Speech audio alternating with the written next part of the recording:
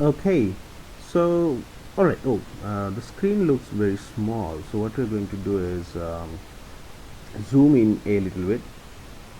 We can go to sheet properties and just make it 125%. Yeah, this looks much better. All right.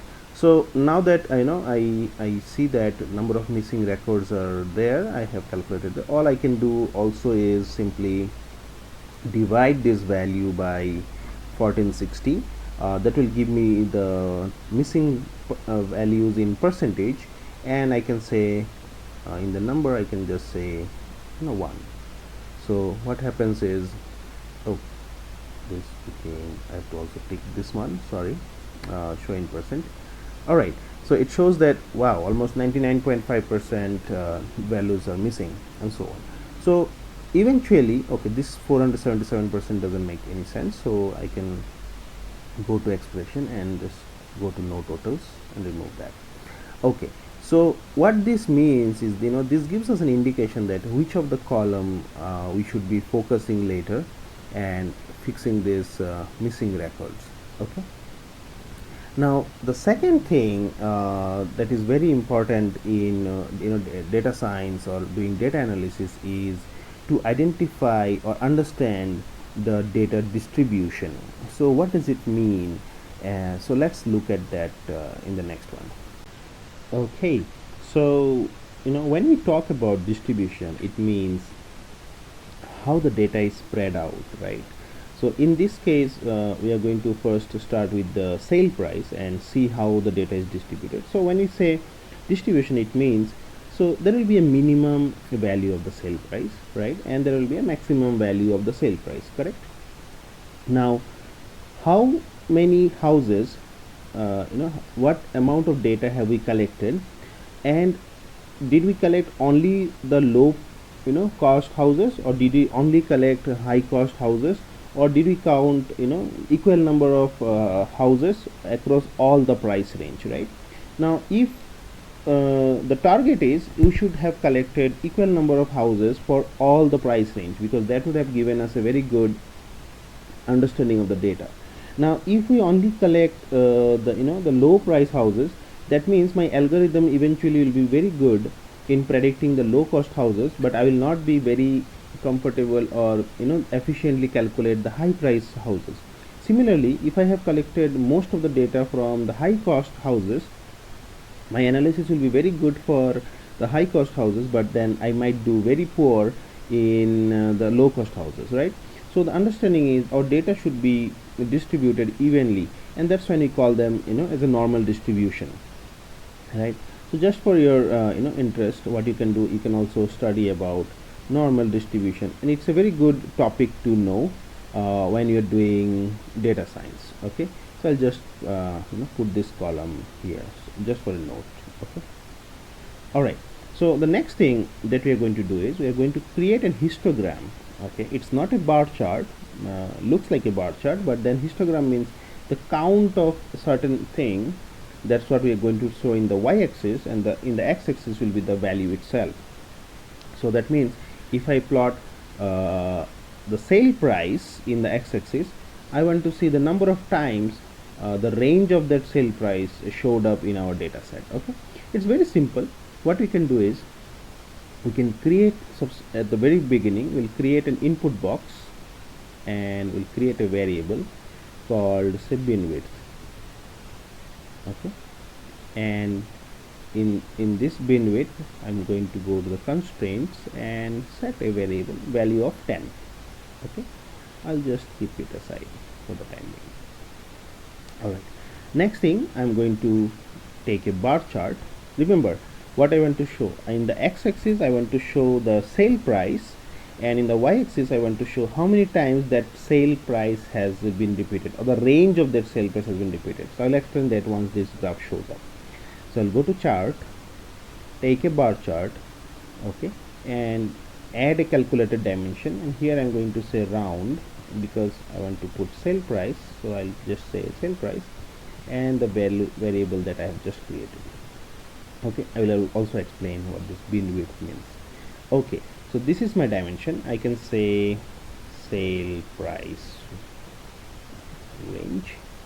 Okay, and I go to next, and here I can say so remember, here we want to show the count of number of times that sale price is in is there.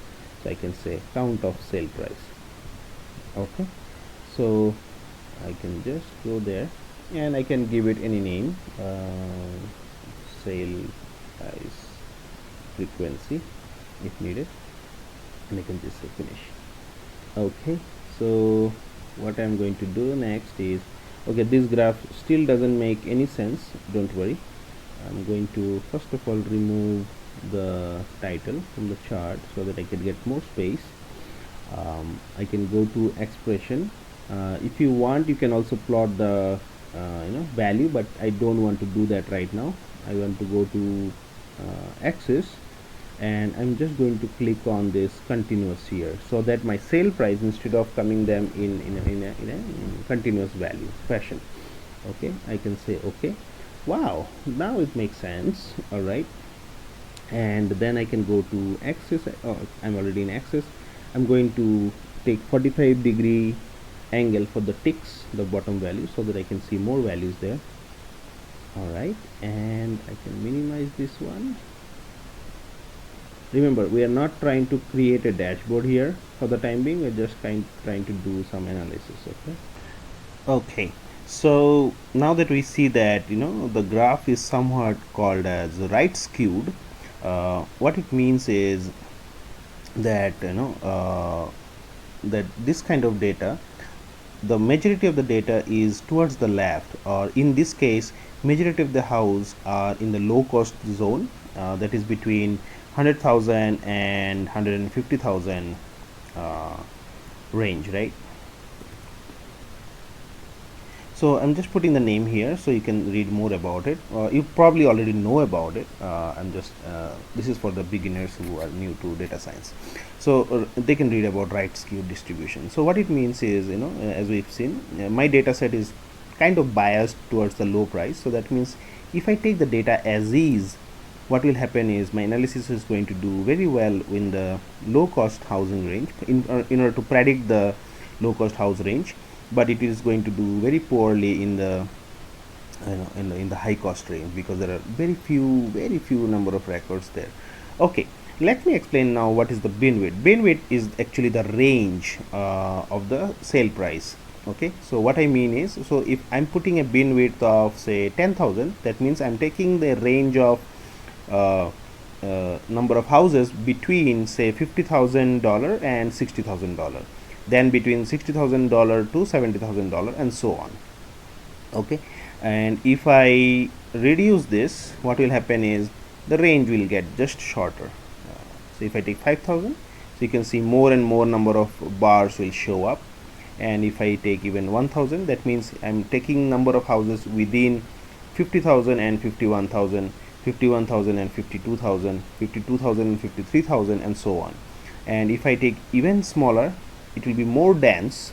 So that means I'm taking houses $50,000 and then $50,050, and so on. So in case of bigger numbers such as sale price, we don't have to take such a small value. What we can do is we can keep it 10,000, or if you also want, you can also take 15,000. It's totally up to you. The main intention is to understand the pattern. Okay, all right. So I, for the time being, we can just say 5,000. Okay, it still gives a good impression about majority of the data where it lies. Okay, great. So what we have learned today is how to handle, sorry, not yet how to handle, how to find out the missing values, and also see how to plot a distribution about of a continuous numerical data, right?